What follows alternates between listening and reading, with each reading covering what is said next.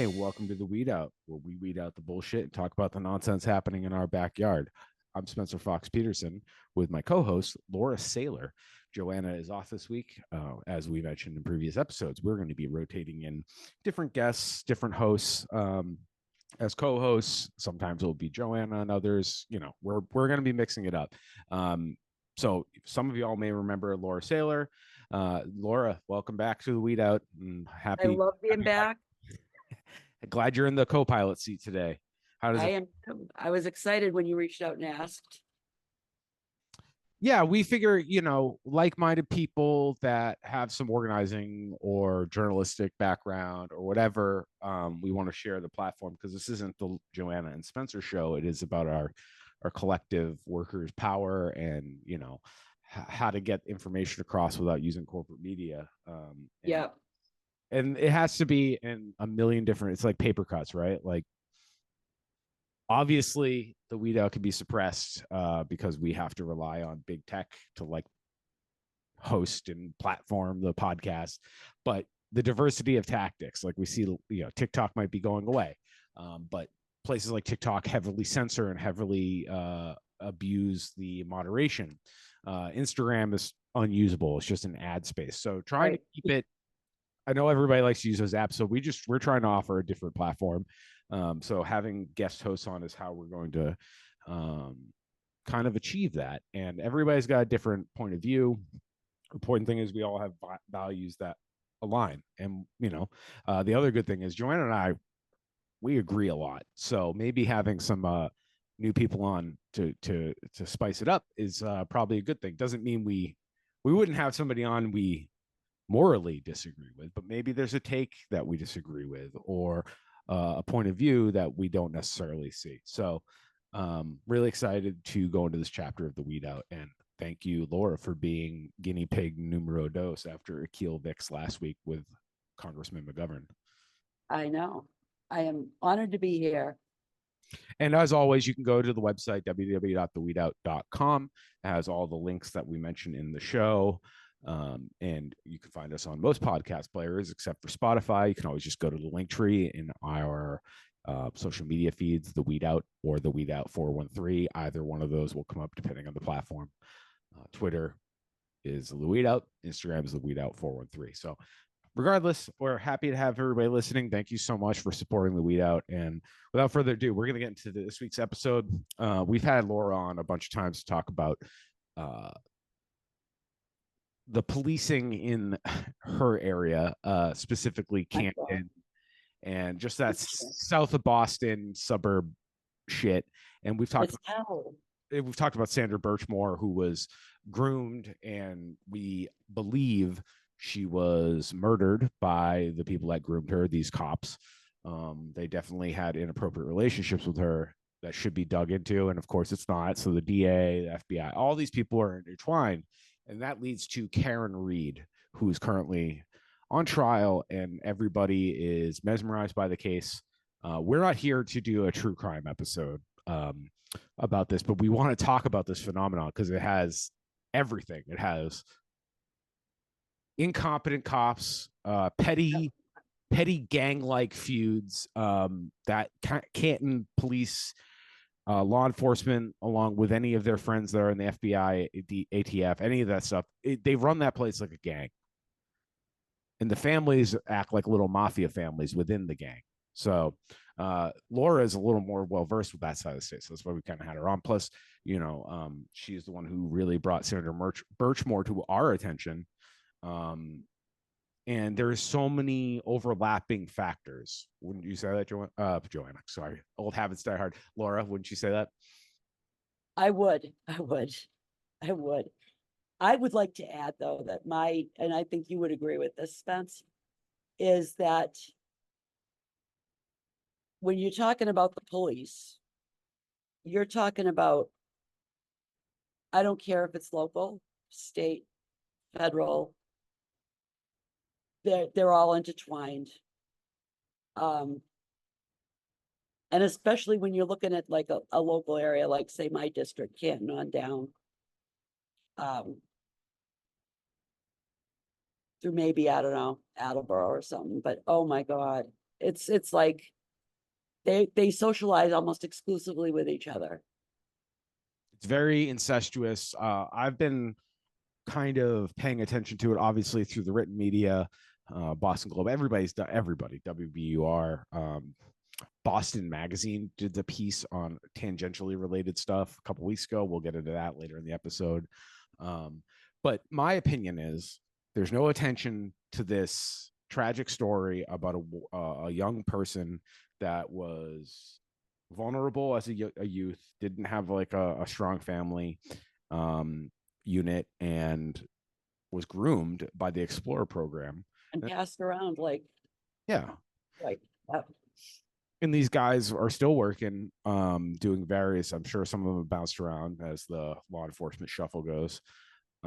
It doesn't really matter, again, like I said, we're not a true crime show. And this brings me to my first big piece of today.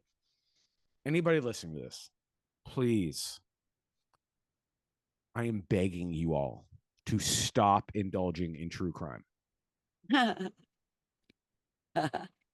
It's not seeing the system for what it is. You're focusing on one story. It's salacious. It operate. You think you're like, when you're listening to it, we're holding the powers that be accountable for like being bad at their jobs. What it's reinforcing is they just need more resources because they don't have, or this could happen to you. You could just end up gone, disappeared. And all these things are true, especially if you're indigenous or a marginalized person or a woman in this country or trans.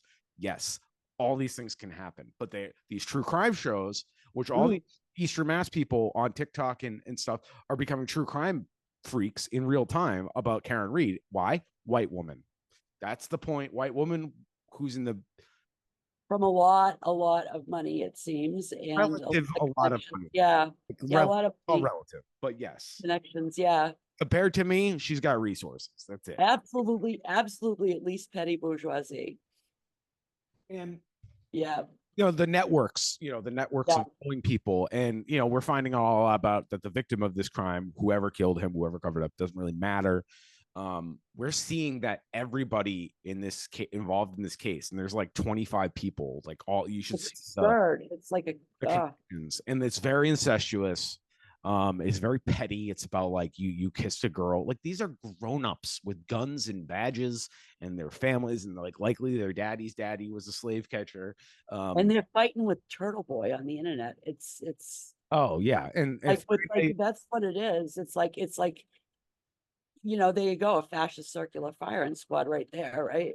Right. And Turtle Boy, for those really, come on. Not familiar with who Turtle Boy is. His name's Aiden Kearney. You can Google him. He's I guess he calls himself a journalist. I don't really care about him personally. I don't pay much attention to him.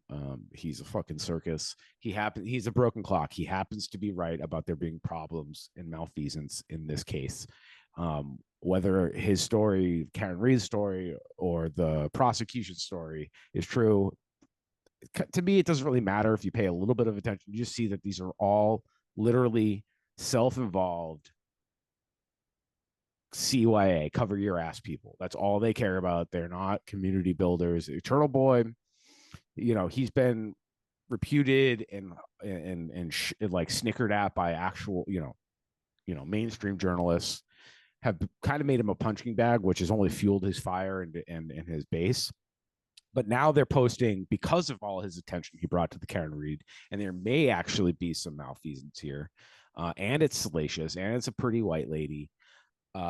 It's like lightning in a bottle. And in this, he got a piece in the Boston Magazine. It was like almost 8,000 words, glossy photos, big spread about him. And he said it the quiet part out loud. If you ask me, he said something to the effect of, "I'm going to get rich. I'm going to become known."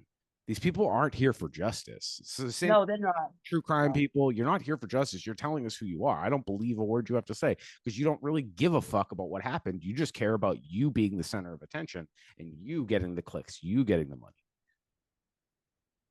It is. And it's very reactionary. Both sides of it are very reactionary. And to see them battling it out, it's kind of like, it'll blow your mind. And a Uh, silver lining with all this is there's supposedly a federal investigation ongoing still. I don't know, but doesn't the silver lining could be enough dirt and mud gets slung, we might get some semblance of justice for Sandra. something. 'Cause Well, that's my hope, because what really bothers me about all of the attention on the Karen Reed case, which I kind of view as like, man, I really don't care that much about the Karen Reed case, is that it's sucking all this air out of like the real tragedy that's occurred, and you know how dangerous that was, and like they're still walking around like, you know, yeah, and how I got no real consequences, you know. Yeah, they lost their jobs, but like, you know, they've gone on with their lives. It's really disturbing, and I think that maybe, you know, they're playing into this because they don't want attention on Sandra's case. And I know that her family's lawsuit is starting to like, you know, they're starting to produce filings here and there, you know, like, um, you know, I've seen a few things on it. So they're starting to get the ball rolling in that. and you're talking they're about Sandra Birchmore the that Sandra Birchmore case, because I feel like this whole Karen Reed circus, because you can aptly call it an absolute circus. absolutely it's a clown show. It's a mess. Has sucked the air out of that, and I think that is like, you know, rather than this Peyton Place case is, you know, how I like to kind of refer to it. Mm-hmm. You know, um, What do you mean by that? I mean, like, from the true crime fan base on Yeah. both sides. Um, it's wild. Like, nobody's willing to look at like any hard piece of evidence and go, you know, or they don't care about that. It's not about true crime or investigation or any of that. People are dug in, and like to the point where they will like deny reality. Yeah, and for me, I mean, and it's like, no, the cops really did a really shitty investigation. That was fucked up. that's kind of the point. Yeah, right. Either way, like let's say she's in on it, right? She's not. Yeah. Like, let's even say she does. They do a shitty police work. Somebody has to get tried. It sounds like their relationship was not strong. It sounds like there's a lot of just these people have based on some of the testimony I've seen from the officers, they're all texting each other's girlfriends and wives, and they're all playing these games, being flirty. And these people are monogamous. They're not polyamorous. They should Yeah. consider it, but they're not mentally mature. They're not emotionally mature enough to even have that conversation. But all And these, the same can be said too of like, that's true. And you can see the same stuff kind of stuff going on in the Turtle Boy sphere. oh yeah, he's It's insane. It's, you know, that's, girlfriends on the side that is he's embarrassing his wife. Me personally, I don't know what and they're. I think it bears like paying attention to, that there are like a lot of cops that support Turtle Boy and his version. Mm-hmm. Well, There are more cops on the other side though, you know, but like, there are a good gaggle of cops in there and retired cops. So what I look at this as is kind of like how I view January 6th. It's kind of a fascist circular firing squad, and everybody's made a circus out of it. That's what it is to me. yeah.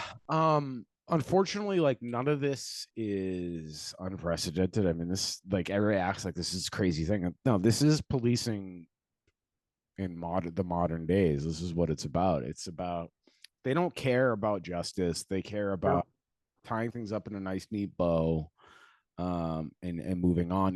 If they even they're loath to quote unquote work, but sometimes things get so big they kind of have to, and that's why the feds are investigating too. It's like it's become such a headache, and they're gonna just pin it on somebody or something. Like Someone's going to go down. I don't know who it's going to feds, be. the feds don't get involved unless they're really sure they can charge somebody. And when their conviction rate on when they charge the feds specifically I know, I know. 99% or something absurd. So I don't know. I don't really care. I know. I just want people. Because like it's one of those situations where it's really difficult to pick a side. Because like I said, it's back the blue on either side of that equation. Right. Yeah. Turtle Boy, if you recall, was a big back the blue rally organizer, during the Floyd uprising. Oh yeah. Oh, He thinks he's at best, I call the broken clock, but at best he's we need to get rid of the bad cops. And it's like, bro, that doesn't work because no, and they know it doesn't work. Yeah. Defines who's bad. Like that's irrelevant. Like by your admission, then I don't know, like half these cops that are your little moles that feed you information are good. And it's like, that's not good either, man. They're breaking protocol. It's a bad cop.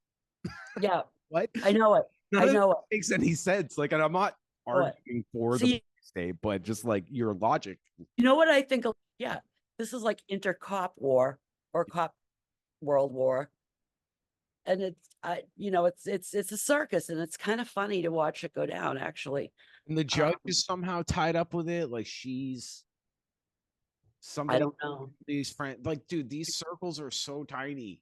Like everybody involved. So if you have cops on either side of a jury case, the DA or the judge or the bailiff, everybody in that room, it's like 2 degrees of separation from each other. I know it. But then, and opposite sides of the courtroom too. Yeah, and how can it just be done up and up? Yeah. It's a big mess.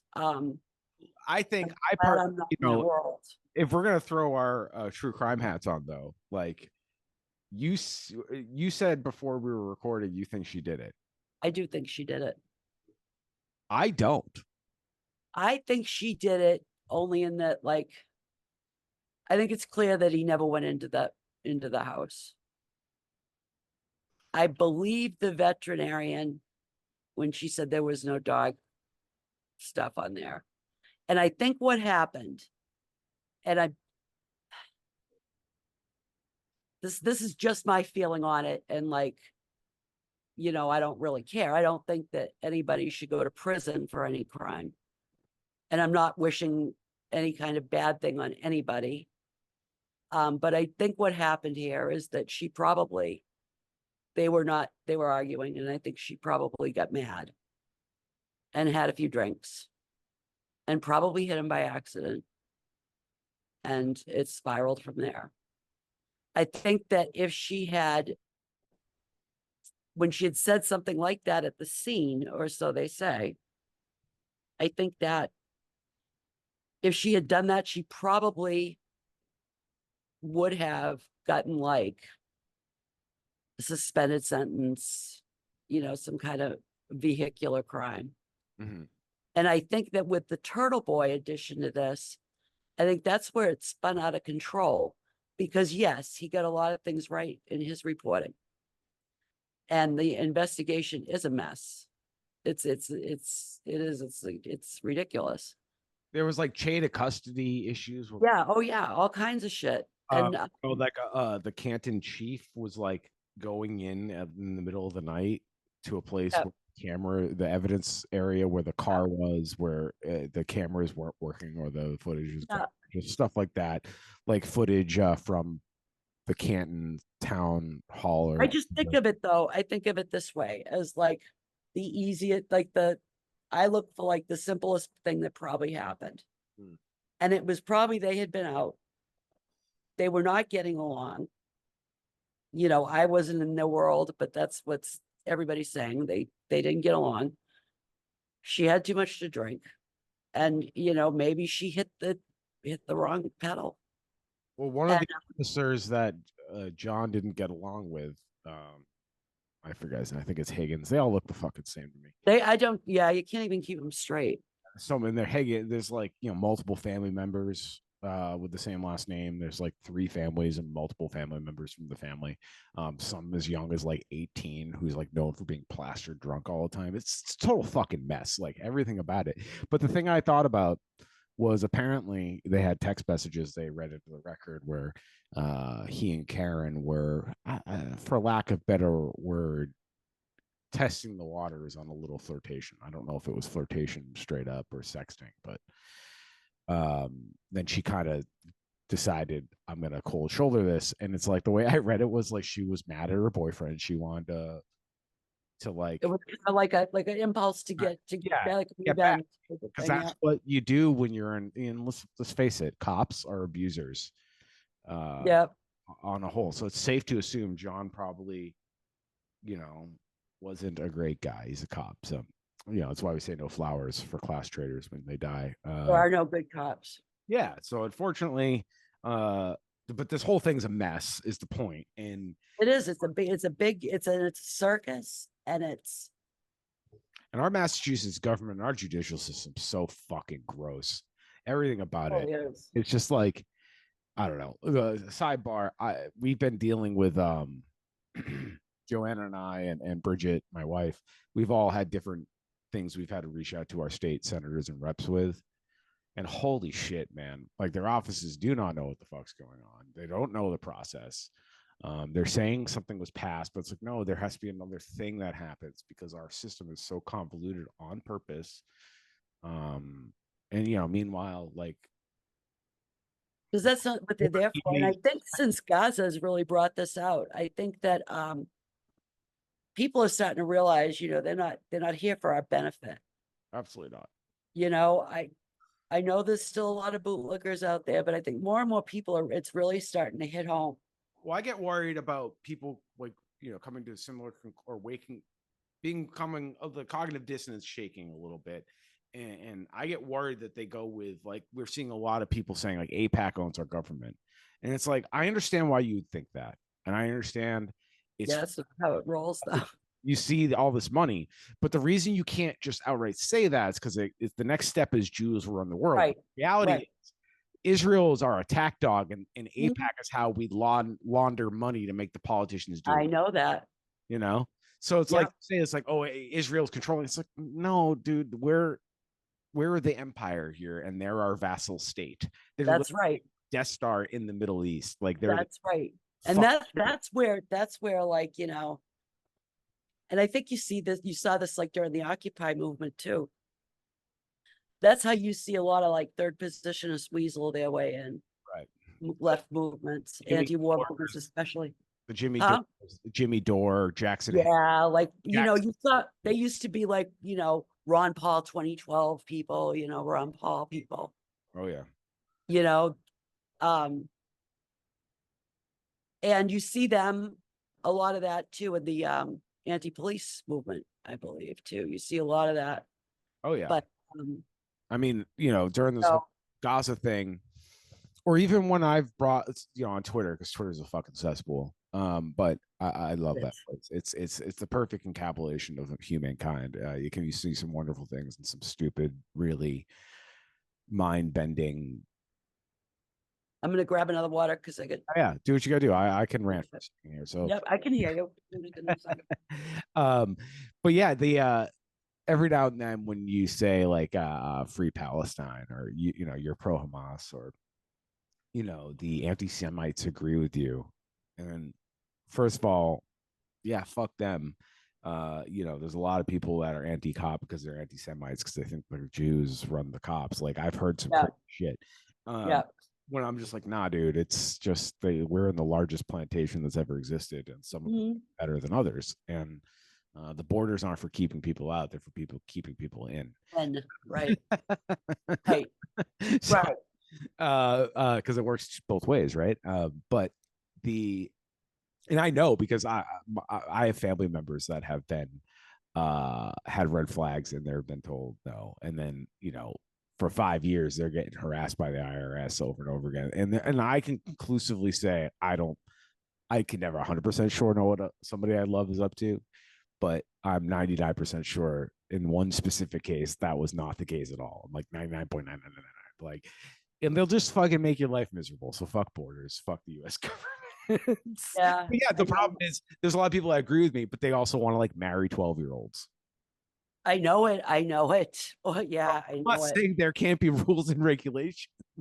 I know. How And we they don't believe in like, food safety regulations and like consumer protection laws, which, if you're going to be in capitalism, which God, we got to get rid of that. I used to But freak like, people out as a butcher because I would say I hate the USDA to like our customers. It was like a small butcher shop, and I would say like I fucking hate the USDA. And they'd be like, because they think I want to do some sketchy ass shit. It's like no. They like the existence and their policies and procedures and regulations are to kill little businesses, literally to strangle you to death. It's not yes, possible. You have to be this ridiculous machine to make it worthwhile. right. And they've killed all the slaughterhouses, and this is where, and it's like centralizing your food system is fucking stupid. It should be completely decentralized. Yeah. Because And I think they know it. They know that they just don't care. they just don't care because it's about the bottom They line. do not They don't care. like- I saw a graph earlier this morning when I was putting, it's my life. I'm so busy. Like I'm doing, the 2 jobs. I got the campaign. Life is kind of, going to be chaotic this summer. But, you know, yeah, it's just, it's mess. We are just, it's a every day. Oh, COVID, with the COVID, we're having more infections per day with wastewater than we were like a year ago. Like almost double. stop And like, testing, Laura. If you just like as Trump said, just stop the testing.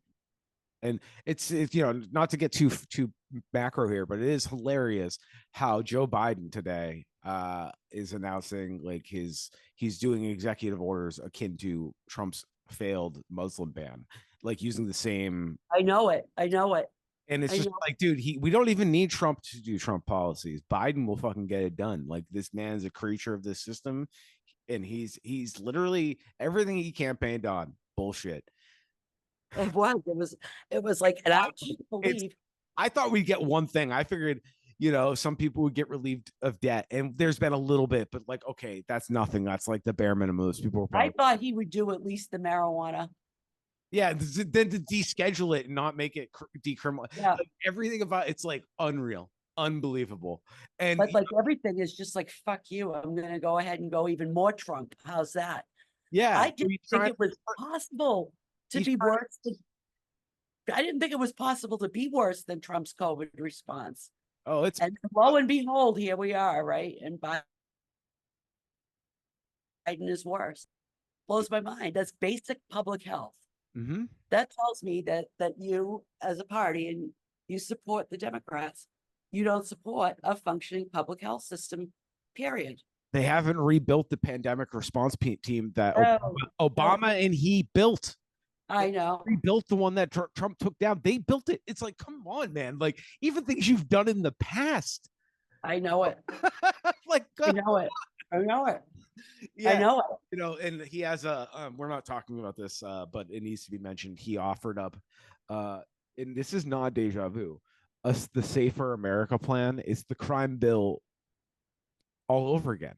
The '94 crime bill. It's the same, like in the opening, statement about it and public, press release. It's like the same verbiage as shit he was saying back then. It's like, holy fuck, where am I? When did 1994 return? Is Tupac? I know. Know it. So yeah, but back to the local stuff. More cops isn't going to solve this, Joe Biden. This Karen Reed shenanigans. This is a cultural issue, and not even a cultural issue. It's a systemic issue. This is who they are. When they tell you who they are, believe them. This isn't an isolated case. They have a lot of power. They almost, I think, if they did do something that's not what they are accusing her of, which could be a whole spectrum of things, right? So let's just leave it open. I don't know what happened. It just goes to show you how much power they have and how they can make shit go away. I mean, the chief of police can just access the evidence room whenever he wants. when he knows there's a conflict of interest in the people investigating. Well, I mean, you look at Divine. He Remind gets everybody. demoted. He gets demoted for like ridiculous, creep behavior, and right away, Remind they the put him in charge of kids. So remind everybody who Divine is. Oh, the Sandra Birchmore case, Stoughton PD, but it's an incestual system. Mm-hmm. So it's yeah. And Yeah, he was the one that ran the Explorer program. right. Okay, so that's the tie-in. So Divine is the groomer in chief. Yeah. Probably gonna sue me for that. Allegedly.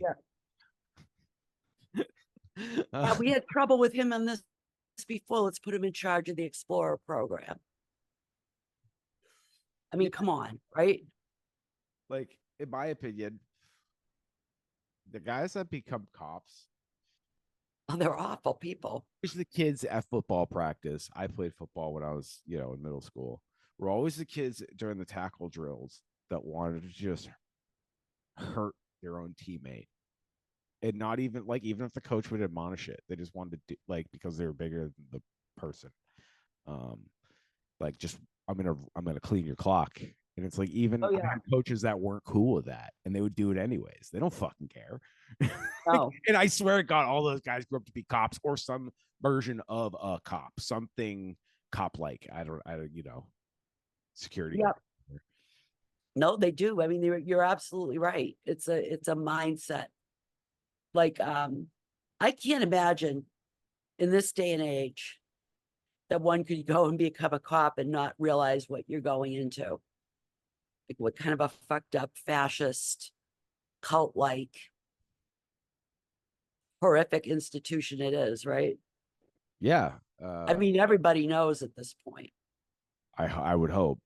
I think they've kind of lost the hero. Well, there's a lot of hero worship of cops after 9/11.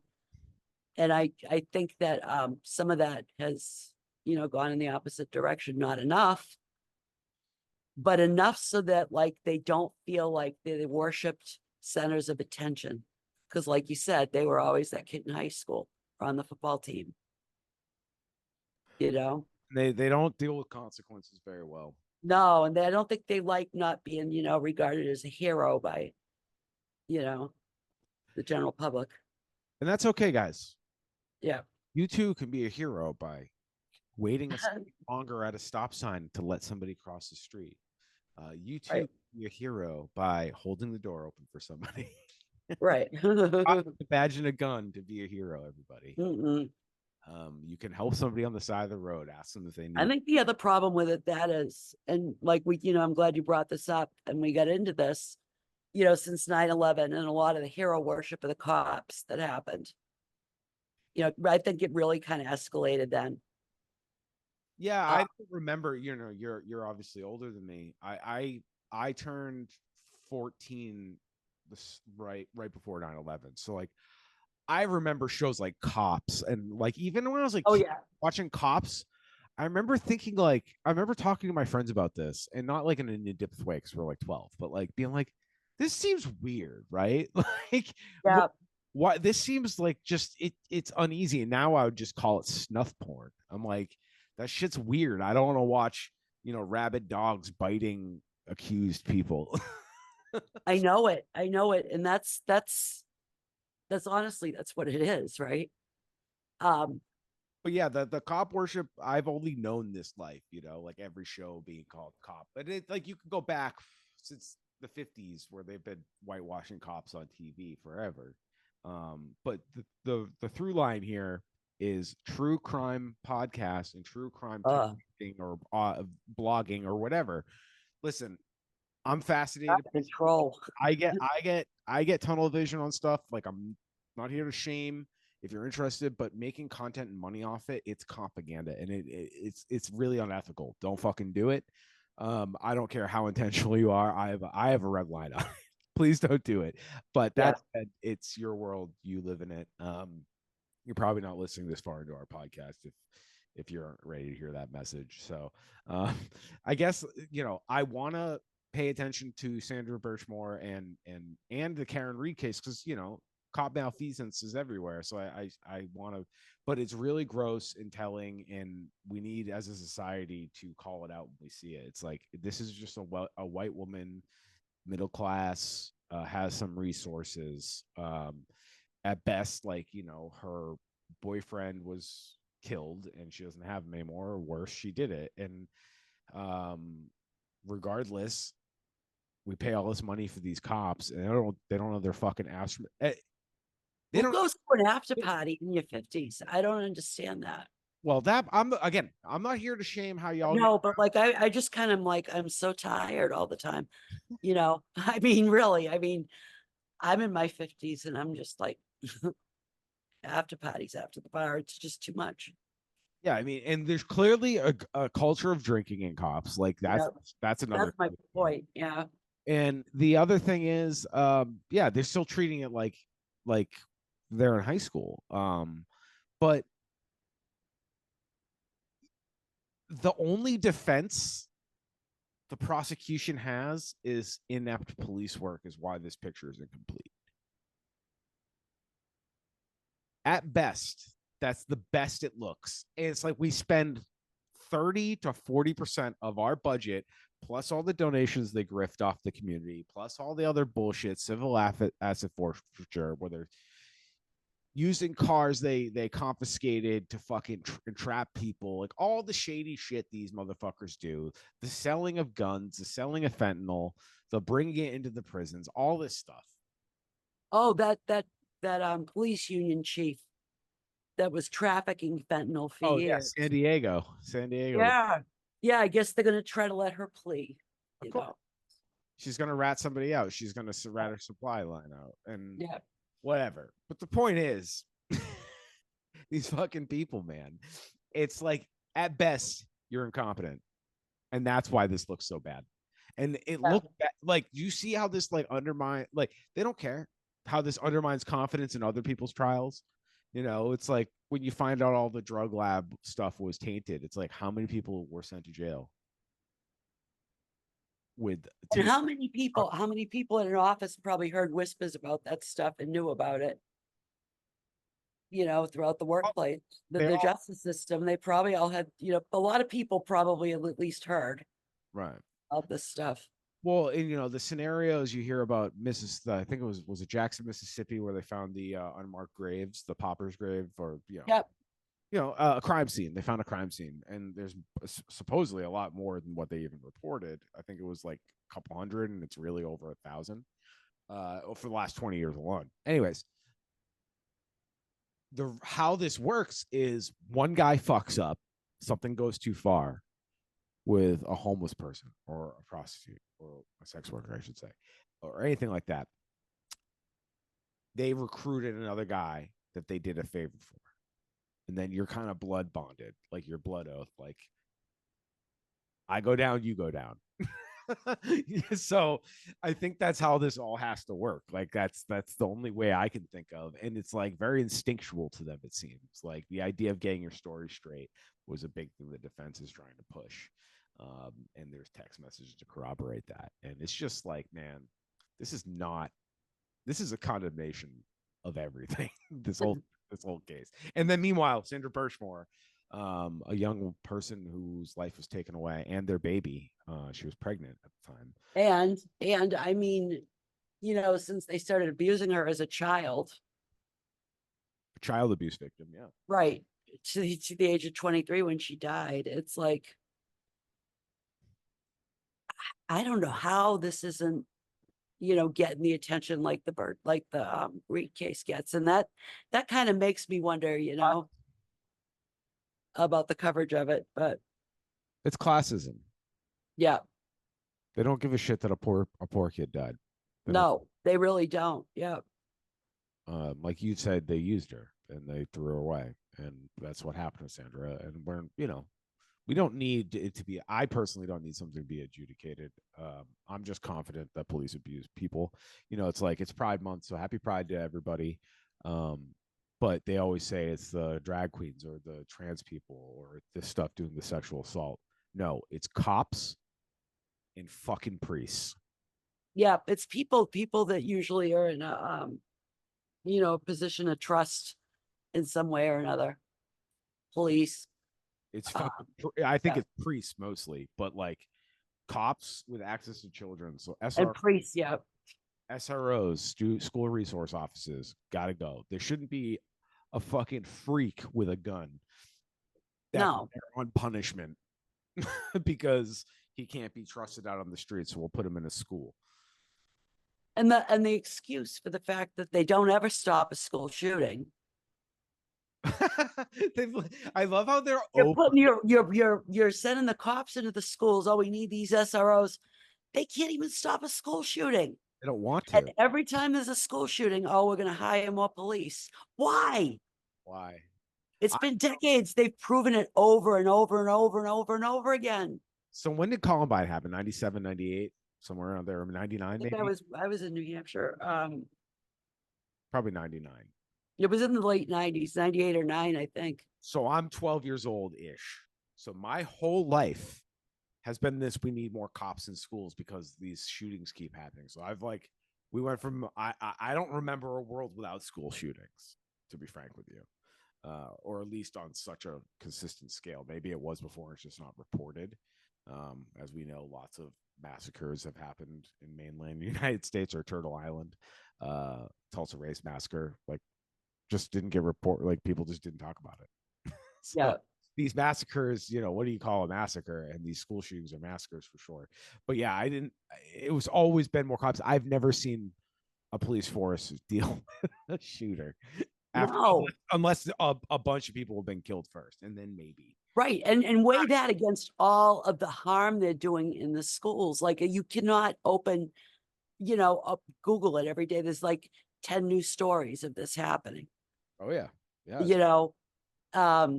Cops and it's just not a good idea. When I was a kid in school, you wouldn't have even thought of having the police in the school. No. They came for like an assembly at the beginning of the year. But no, they didn't have an office in the school, or, there's no such thing as an SRO. I mean, we all know the American public education system was built to simulate a prison, is to get us used to regiment and like being told when we go to the bathroom when you can eat, all that stuff. It's a conditioning program. It's not educational program per se. It's more of a conditioning program. So the next step is just put the guys with guns in the building. And the irony is, in a fucking real jail, like a real prison, there are no guns on the floor. Like, the guards don't have them, and neither do the incarcerated folk.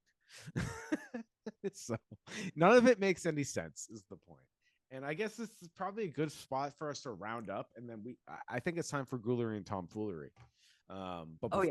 Before we get to that, and Laura is not privy, so you're going to get her genuine hot take. But before we do that, I'm going to give a shout out to www.theweedout.com. Go there, check all the links of anything we talked about today.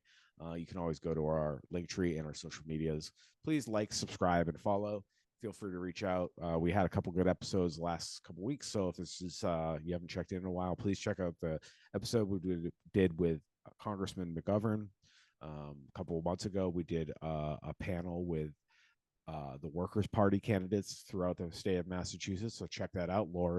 Shout out to Laura's one of the candidates running for statewide office. Laura, you want to give a quick pitch? Yes, I am running in the Bristol and Norfolk district for the state Senate seat against Paul Feeney. And I've just finished. I got all my signatures gathered. They're with the state, but everything's all set. Should be on the ballot. We are currently really working hard to get Brandon the signatures that his campaign needs. He has until the end of July. We need 10,000 for Brandon. And where can they go to help? Get in contact with us on our website and ask us, to send you papers. We can send you papers. You can go. I usually go once a week. We stand out in front of a grocery store, ask people And it's the tedious part of doing the work is, things like that. But And I'm that's what, sure, Joanna can get into the weeds more of this with anybody. So I'm not very confident talking about it. But the election, the balloting process and every process of it we could spend hours talking about its deficiencies and or roadblocks and or just undemocratic elements to our like, we don't have the kind of money to go paying yeah. Teams of people to go out and get your signatures for you, and they guarantee it, Like Jill Stein currently, a couple states she didn't make the deadline, but RFK did because he had a fucking war chest. Yeah. Has a war chest relative to Jill Stein. So he's getting ballot access simply because he can afford to pay people $38-40 an hour to walk around and make some quick money and get signatures for him. They don't even have to give a shit about his platform. Right. Yeah. And then, get you. I think everybody should have ballot access. So even if I disagree, unless you're a fucking Nazi and even GOP, maybe tell me a little bit more about the platform. But even then, I don't know. I don't think this you should have the signatories.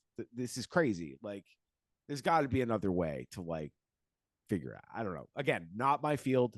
I'm swimming out. I know cops. That's what I know. So oh man, yeah. So the cops, maybe that's an episode for the future. You and Joanna, or Joanna, you and somebody else could talk about that because I just know it's fucked up. it is. We both know it's fucked up. I explain how on bullshit. All of them are on their bullshit around here. I can tell you. I'm sorry. Oh, go ahead. I could tell you that I know how the electoral college is fucked up, but yeah, the local stuff, the nitty gritty, like you're mentioning, every state is different. Every county is differently set up for different reasons. Some of it's okay, it is what it is, and yeah, it's just there's just so many ins and outs. So it's such a complicated topic. But without any further ado, we should get to Ghoulery and Tomfoolery. All right. It's a doozy.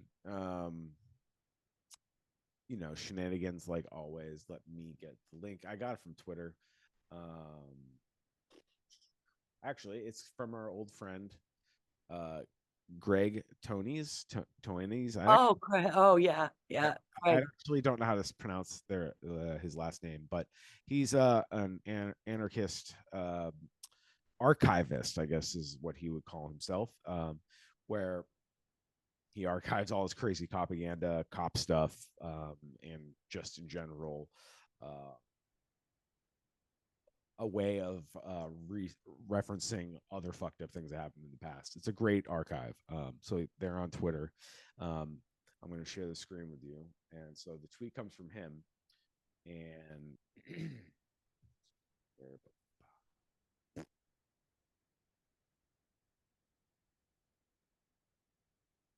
you see it? So anyways, yeah, for a long. So today in hashtag propaganda, the old quote unquote blue lives matter, blue lives talking point is back. Quote, saying that professional violence workers of the state are bastards is a form of hate speech. He's obviously being tongue in cheek. He's responding to a tweet in a video of a chief saying a lot of violence against groups of people, whatever groups of people it is, by religion or ethnicity or otherwise, starts with words. Anti-police rhetoric is equally as ignorant as if it was against someone just because of their religion or their ethnicity. So this genius law enforcement representative who is breaking his uniform code on national TV, sitting at home, I'm going to describe him. He's wearing his uniform with his badge with a black bar over the badge, which typically covers up the badge number or at least obscures you. You're not supposed to modify your fucking uniform. No. I'm not even in the police. I'm not even in. But I work at Shaw's and I can't modify my uniform. Sure, but you were also in the military, correct? Like, Yes, I was. and Yeah. you know you can't do that. Like, I know Oh, you yeah. can't do that. You're not supposed to. It's defeats the whole point of having that insignia. I Uh, know it. anyways, regardless, so he's doing that on national TV. This is how you know this is a signifier of being a Nazi. Like, these are the cultists, these are the ideologues in policing when they do things like this, whether they're decals in their cars or um you know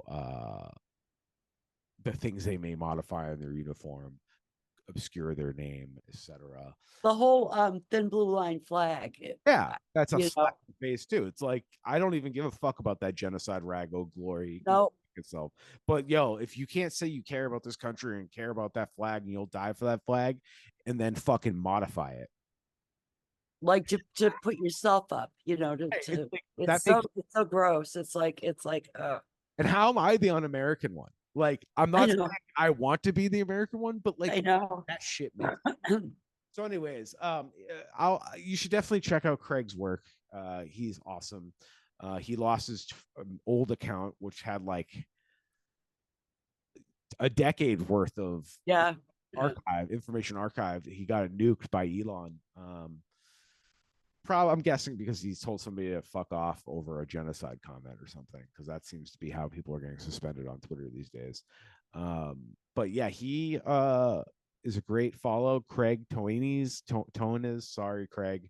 Uh, I will share it in the show notes so you can check out his tweet. And definitely, if you're on Twitter, give them a follow. It's great stuff, especially if you're into our show. You'll love a lot about what they talk about.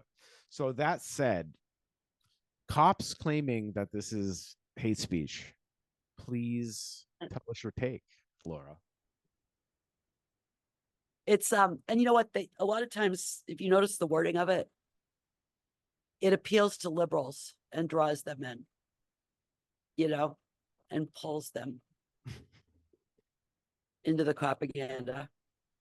And I think that's why you're seeing this true crime, like extremism. Can we call it that? Sure, we can call it that. But this is what I would call the Karen Reed case, a circus. The Karen And Reed. you were talking about the propaganda, the crime, right? The obsession with true crime. And that's exactly what it is. It's propaganda, and nobody has a better archive of it than Craig. Craig is awesome. True. You are correct. And they've been a great they were part of the Occupy movement a decade ago, so they've seen some strategies work and fail, and there's a lot to be gleaned from people who have been through your elders, I guess, and vice versa. Like, be willing to share with the younger people. We all have to do this together. So I definitely always, because he's probably about 10 years older than me, so he's very like feels very older sibling coded when I read them. Um, but I'm like super grateful because I've learned so much from the stuff he posts about, and um, probably wouldn't be as aberrant a abolitionist without them. My thought on cops crying victim, it's a job. It's not, this is a simple pushback and fuck the journalist interviewing them for not saying this. Being born gay, being born black, being born a woman, being born a trans, non-binary, doesn't matter. That's not choice. You can't take that shit off. When this world falls apart and we all turn against cops, you can burn that uniform and we'll never know you were a cop unless we knew you personally. It's kind of like in the Glorious Bastards when he says, like, we're going to give you something you can't take off, because we all know when you're defeated, you'll burn those clothes. And that's the reality. It's like, so you're not marginalized. This isn't hate speech. We're criticizing your job. I know. You're not the victim. Yeah. I was a butcher at a nose to tail butcher shop. I am in the fish business. I see dead carcasses for a job. That's what I do. Always have. It's kind of that's kind of my life is meat and proteins.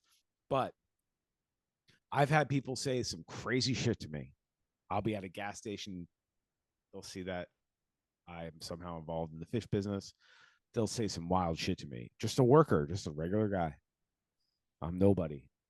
And I'm just trying to make a living. And I work for decisions are made outside my control.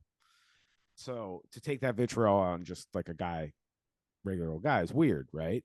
So these cops, like, dude, at the end of the day, I can just take this off and I don't have to deal with it. And yeah, it's weird.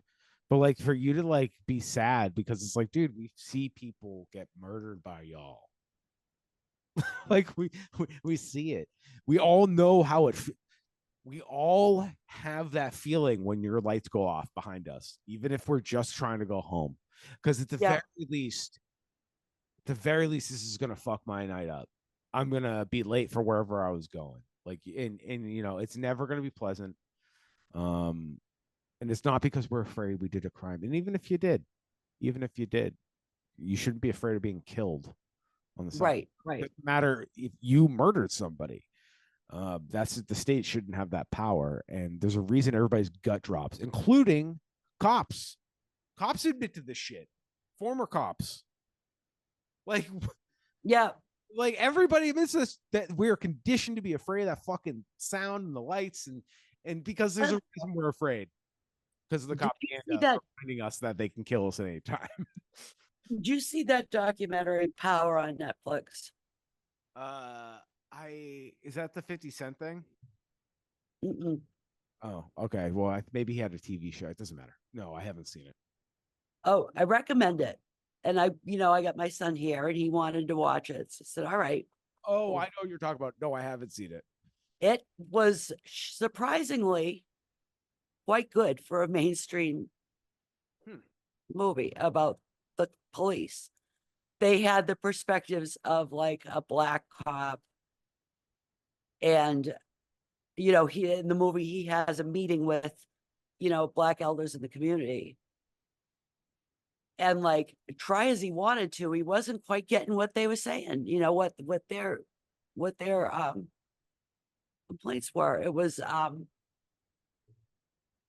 and it just goes through the whole history of the cops, from being slave catchers and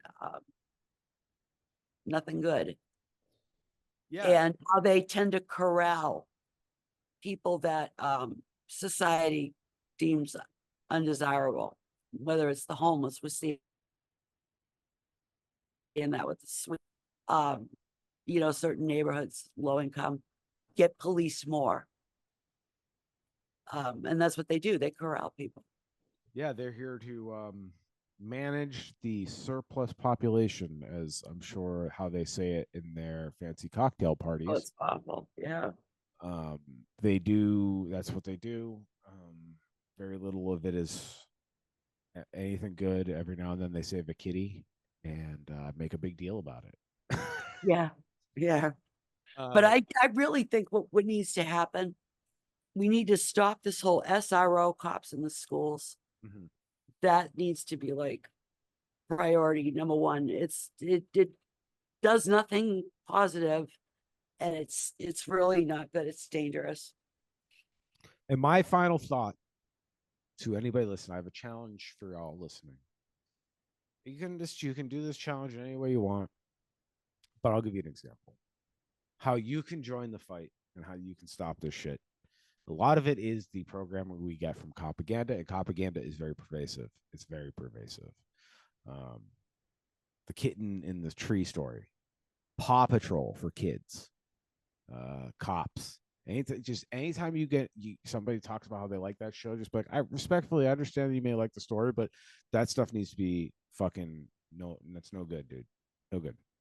And I don't know, pick your hill to die on, but I think if you could radicalize your friends to at least see the systemic nature of this media programming that we get and how it works to create biases in favor of state sanctioned violence. That's my challenge. Like we gotta take it to the streets, so to speak. Because it starts with us. We don't have to listen to this programming anymore, not to be all matrixy, but you can step out anytime. It's just you have to choose to do so. And it doesn't mean you can't have joy anymore. It doesn't mean everything's ruined. I can attest to that. Sometimes something will be so absurd, and because I have this framework, I can just rant about how silly this shit is, and it's still kind of funny, like the Top Gun movies is my go-to. It's like, listen, man, that shit's fun. And technically my tax dollars paid for it. But the whole time I'm goofing on how like, oh, they're just justifying to go fucking shoot some unnamed people in the Middle East. But yeah, again, like I'm not gonna be out here promoting Top Gun. So anyways, my greatest happiness. Thank you everybody for listening into the Weed Out. Thank you, Laura, for joining us today. And that was I cool. would love to be back as soon as you'd have me back, Spencer. Oh, I think we're gonna have you in the mix. We'll have other things to talk about. We just wanted to get an episode out, and election season's coming up. There's a lot's gonna happen, and there's a lot happening. Yep. As always, free Palestine. I didn't talk. Free Palestine. Yes, Free yes, yes. Congo, Sudan, abolish capitalism. Yeah, This is an empire problem, not an individual country or that's right. region problem. All these things are connected. The IDF, policing here, prison systems, the same fucking 5 companies owning everything. It's all connected. And we have to take care of our least. So there's people experiencing genocide for resources. We have to think about them, and we have to put them first and listen to them. And that doesn't mean we can't walk and chew gum at the same time. We can also raise hell here in our neighborhoods. So keep weeding out the bullshit. That's my shout out to everybody. Challenge you to challenge propaganda anytime you can. And also take care of yourself. And Laura, thank you again for coming on. Thank you for having me, Spencer. And we look forward to doing it again. So next time, check us out, the Weed Out, weedout.com. And thanks for tuning in. Hey, thank you. Good night. Night.